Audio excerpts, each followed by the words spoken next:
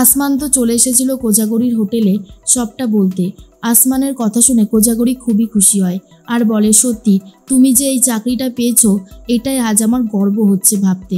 আমার কিন্তু খুব ভালো লাগছে আর ভাবছি সত্যি তুমি যে ট্যালেন্ট নিয়ে জন্মেছো সেটা অবশেষে সবার সামনে এসেছে। এরপর তোতা তোমাকেও কিন্তু কিছু করতে হবে। তোমার বাবা সবসময় আমাকে কথা শোনাতে থাকে আমার জন্য নাকি তোমার জীবনটা নষ্ট হয়ে গেল। এখন কিন্তু তোমাকে সেই ব্যাপারটা নিয়ে ভাবতে হবে। আসমান তো নিজের পায়ে দাঁড়িয়ে গেছে, এবার তোমার পালা। আসমান বলে, আপনি একদম ঠিক কথাই বলেছেন।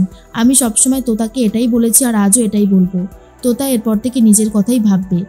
সেই রাস্তা দিয়ে উদ্দালক বসু চাকরিতে যাচ্ছিল আর ঠিক তখনই আসমান দাঁড় করায় আর বলে, একটা মিনিট, আমি জানি আপনি আমার উপর খুব রেগে রয়েছেন। উদ্দালক বসু বলে, তোমার সাহস হয় কি করে? হ্যাঁ, তুমি আমাকে এইভাবে রাস্তায় আটকালে কেন? আসমান বলে, একটা নমস্কার করতে চাই। আসলে আমি আজকে চাকরি পেয়েছি আর সেই খবরটা আমি আপনার কাছে নিজেই দিতাম, কিন্তু আপনার সাথে রাস্তায় দেখা হয়ে গেল বলে আমি খবরটা এখানে জানাতে এসেছি। আজ আমার খুব আনন্দ হচ্ছে। আপনাকে একটা নমস্কার করতে পেরে মনটা অনেক শান্ত লাগছে। আর তখন উদ্দালক বসু বলে, তুমি সত্যি চাকরি পেয়েছো? আসমান বলে, হ্যাঁ, একটা নামী কলেজে চাকরি পেয়েছি। আশা করি এবারে আর আপনি আমাকে ভুল বুঝবেন না।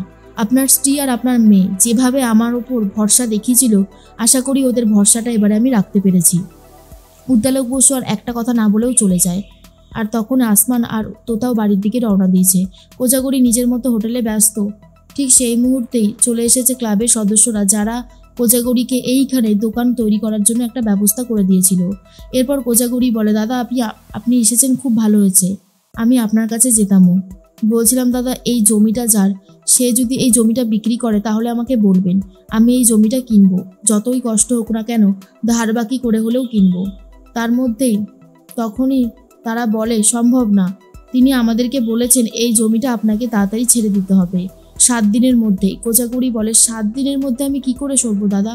এটা একটু কম সময় হয়ে গেল না? আর বলছিলাম ওদের ফোন নাম্বারটা যদি একবার আমাকে দিতেন।